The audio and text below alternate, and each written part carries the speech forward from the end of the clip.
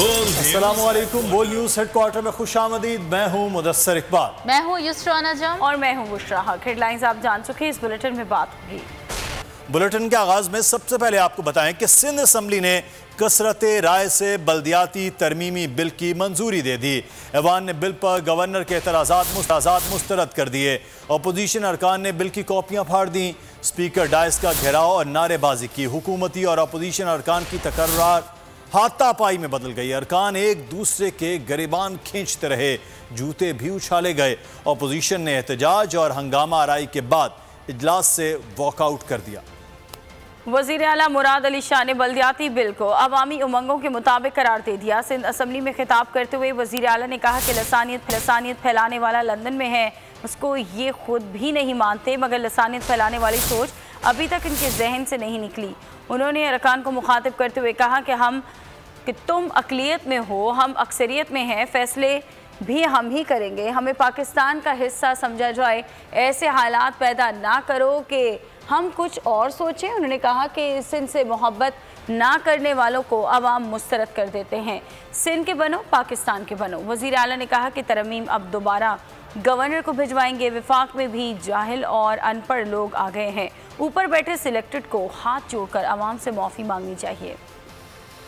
Peoples party ने अपना आमराना चेहरा बेनकाब कर दिया। सिंध असम्बली में अपोजिशन जमातों के रहनुमाओं की न्यूज़ कॉन्फ्रेंस। एमक्यूएम के कमर नवीद जमील ने कहा, पीपल्स पार्टी कराची को कुछ देने को तैयार नहीं, ऐवान में बात नहीं करने दी जाती, हुकूक के लिए सड़कों पर निकलने के सिवा कोई ऑप्शन नहीं। मोहम्मद हुसैन ने कहा, सिंध असम्बली में जमहूरी रवायात की धज्जियाँ उड़ाई गईं, स्पीकर भी मुतासब हो गए। वडेरों की आमरीत कबूल करेंगे, ना ही कराची हैदराबाद के वसाइल पर कब्जा करने देंगे। अपोजिशन लीडर हलीम आदिल शेख ने कहा, वज़ीर आला ने तासुब और नफरतें फैलाईं, अरकान को उठाकर बाहर फेंकने का हुक्म दिया। लगता है सिंध ठेके पर ले लिया। मुराद अली शाह सुन लें, अवाम उन्हें जरदारी के टब्बर समेत उठाकर बाहर फेंक देंगे। आपको बता रहे हैं, पीपल्स पार्टी ने अपना आमराना चेहरा बेनकाब कर दिया। सिंध असम्बली में अपोजिशन जमातों के रहनुमाओं ने न्यूज़ कॉन्फ्रेंस की, जिसमें एमक्यूएम के कमर नवीद जमील ने कहा, पीपल्स पार्टी कराची को कुछ देने को तैयार नहीं, ऐवान में बात नहीं करने दी जाती, हुकूक के लिए सड़कों पर निकलने के सिवा कोई ऑप्शन नहीं। मोहम्मद हुसैन ने कहा, सिंध असम्बली में जमहूरी रवायात की धज्जियाँ उड़ाई गईं, स्पीकर भी मुतासिब हो गए। वडेरों की आमरीत कबूल करेंगे, ना ही कराची हैदराबाद के वसाइल पर कब्जा करने देंगे। जबकि अपोजिशन लीडर हलीम आदिल शेख ने कहा, वज़ीर आला ने तासुब और नफरतें फैलाईं, अरकान को उठाकर बाहर फेंकने का हुक्म दिया।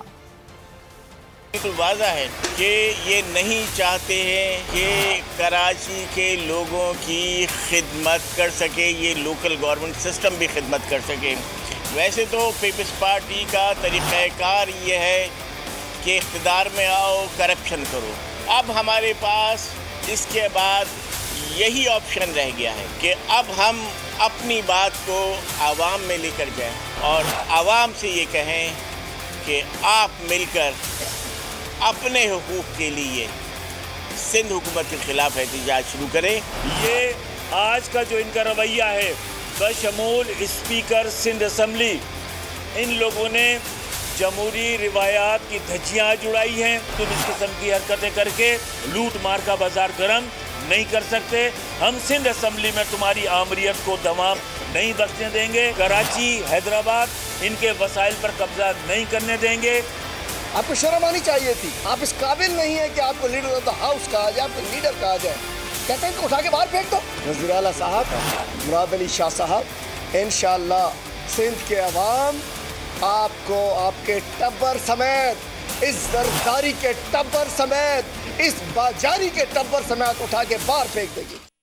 और सिंध असम्बली के बाहर सईद गनी अपोजिशन पर बरस पड़े। कहा, ऐवान में गालियां दी गई, बदतमीजी की गई। अपोजिशन को बात करने का मौका दिया था, लेकिन उनके अरकान नशिस्तों पर बैठे ही नहीं।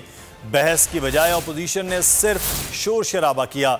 नासिर हुसैन शाह ने तहरीक इंसाफ को निशाने पर रख लिया। बोले, लंदन के बल्दियाती निज़ाम की मिसालें देने वाले पंजाब और खैबर पख्तूनख्वा में ही इख्तियारात दे देते, दोनों सूबों में अलग अलग निज़ाम क्यों है।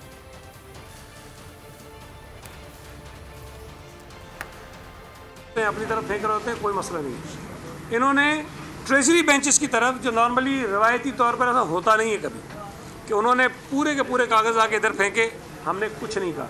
गालियां दी गई अंदर, बदतमीजी की गई अंदर, और इसी पर हमारे मेंबर ज्यादा जो थोड़ा सा आपने देखा होगा कि जज्बाती हुए और गए, वो गालियां दे रहे थे। अब क्या उनको कहूँ जिनको कुछ पता नहीं होता कि वजह से आज मुल्क का क्या हाल है। मैं सिर्फ ये अर्ज करूँगा, ये जो लंदन वाशिंगटन की बात कर रहे हैं आप चेक कर लेना।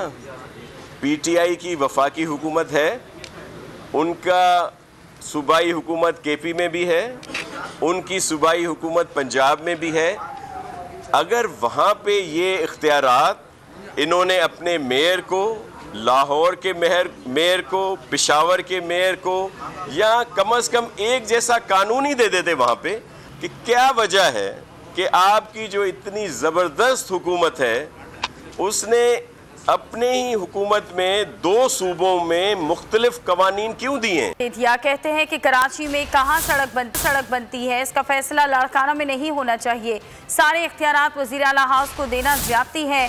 ऐसा काला निज़ाम अंग्रेज़ों के दौर में था ताकि मकामी आबादी को कंट्रोल किया जा सके। मुतालबा किया कि 70% वसाइल डिवीज़न के पास होने चाहिए।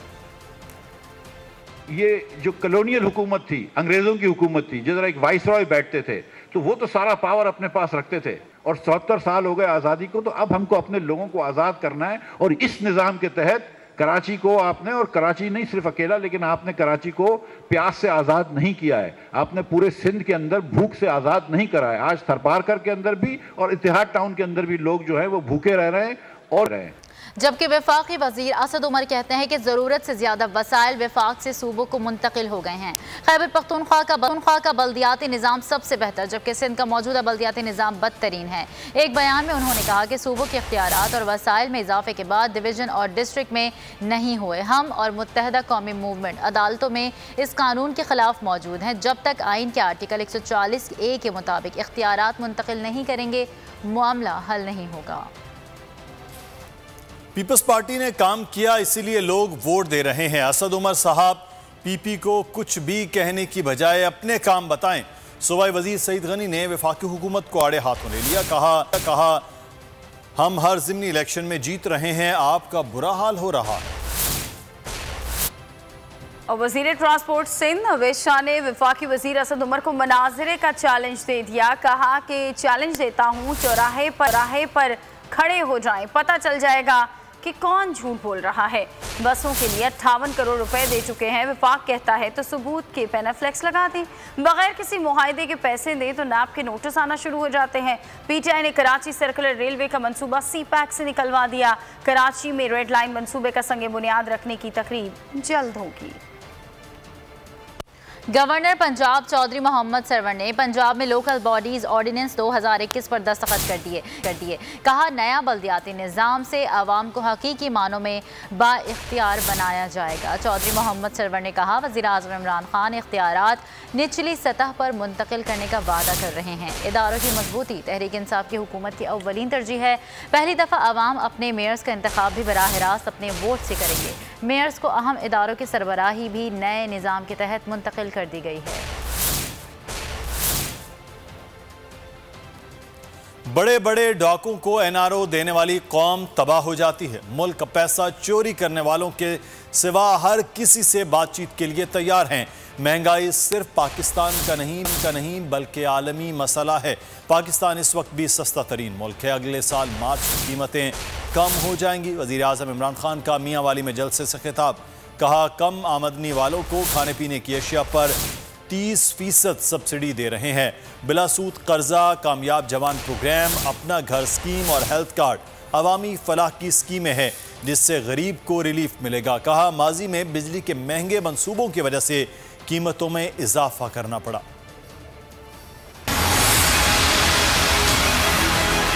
महंगाई पाकिस्तान का सिर्फ मसला नहीं, दुनिया का मसला है। कोरोना की वजह से और लॉकडाउन की वजह से तो पाकिस्तान अल्लाह का शुक्र है अभी भी सबसे सस्ता मुल्क है। लेकिन इंशाअल्लाह ये हमें सब नजर आ रहा है 3 महीने 4 महीने के बाद सारी दुनिया में कीमतें नीचे आ जाएंगी।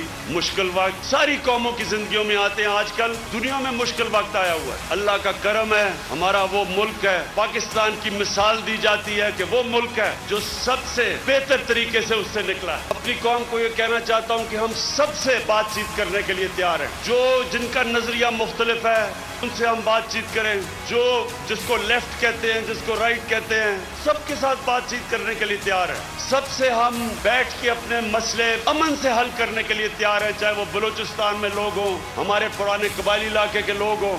हम जिससे मुफाहमत कभी नहीं करेंगे वो लोग हैं जिन्होंने पाकिस्तान की अवाम का पैसा चोरी करके मुल्क से बाहर लेके गए। मेरी हुकूमत इनसे कभी ना इनको एनआरओ देगी, ना इनसे कभी मुफाहमत करेगी। जो कौम ताकतवर को कानून के नीचे नहीं लेके आती, जो बड़े बड़े डाकुओं से एनआरओ देती है, वो कभी कौम आगे नहीं बढ़ सकती।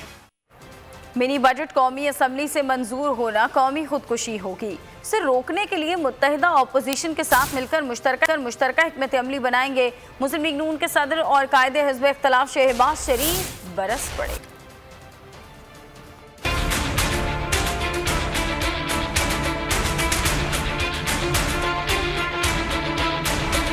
मिनी बजट कौमी असम्बली से मंजूर होना कौमी खुदकुशी होगी। एक और मिनी बजट कैंसर का इलाज एस्पिरिन से करने के मुतरादिफ है। मुस्लिम लीग नून के सदर और कायदे हिज़्ब इख्तिलाफ शहबाज शरीफ बरस पड़े। शहबाज शरीफ ने कहा कि मौजूदा हुकूमत कौमी सलामती के लिए खतरा बन गई है। तब्दीली का सुनामी मईशत, रोजगार और अवाम की खुशियों को निकल गया है। हुकूमत IMF का तैयार करता मिनी बजट न दे, इस्तीफा दे। शहबाज शरीफ ने कहा कि मिनी बजट के मुल्क और कौम के लिए तबाहकुन असरात पर हुकूमती अरकान और इत्तेहादियों के एहसास को जगाने की कोशिश करेंगे। मिनी बजट रोकने के लिए मुत्तहिदा अपोजिशन के साथ मिलकर मुश्तरका हिकमत अमली बनाएंगे।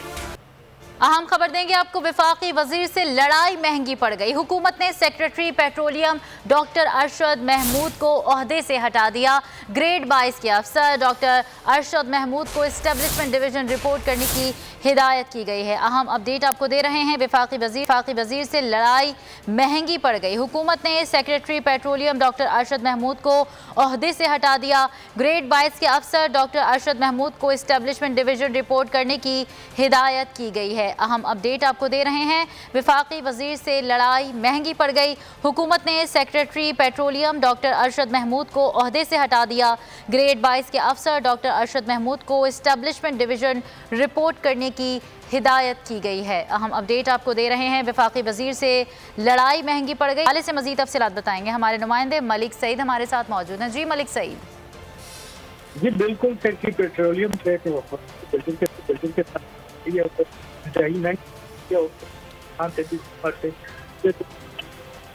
जो है वो अपने ओहदे से अरशद महमूद साहब कर रहे हैं।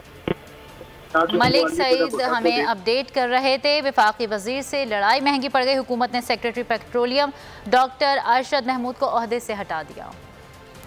नून लीग ने माजी में जो कुछ किया वो सब जानते हैं। नून लीग और पीपल्स पार्टी कितने पानी में है ये कराची वालों से ज्यादा कोई नहीं जानता। वजीर इत्तलात फवाद चौधरी उर्दू कॉन्फ्रेंस में भी सियासी मुखालिफिन पर तीर अंदाजी करना नहीं भूले। कहा नून लीग ने सारे काम सिर्फ कागजों में किए हैं, हम मंसूबों पर अमली तौर पर काम कर रहे हैं। वजीर इत्तलात का कहना था कि नौजवानों को शिद्दत पसंद बयानिए से निकालने की ज़रूरत है। चाहते हैं नए राइटर और शायर उभर कर सामने आए। नून लीगी रहनुमा एहसन इकबाल कहते हैं कि तहरीक इंसाफ ने मईशत की ईंट से ईंट बजा दी। इमरान खान इस्तीफा देंगे ताकि मुल्क को मजीद तबाही से बचाया जा सके। बोले भड़के मारने से सिफारती ताल्लुकात बेहतर नहीं हो सकते, इस काम के लिए दानिशमंदी चाहिए होती है। छुट्टी दी है कि वो अवाम का खून चूसे, वो गरीबों की जेबों पे डाका डाले। हर रोज हर घंटे के हिसाब से कीमतें बढ़ती हैं, कोई पूछने वाला नहीं है, कोई रोकने वाला नहीं है, हुकूमत नाम की चीज नहीं है। आपने लोगों की जिंदगी इस महंगाई से तबाह कर दी है, बर्बाद कर दी है। इमरान खान नियाजी का एहतसाब का ड्रामा नाकाम हो चुका है। नाम नेहाद एहतसाब का आवाम को पता चल चुका है।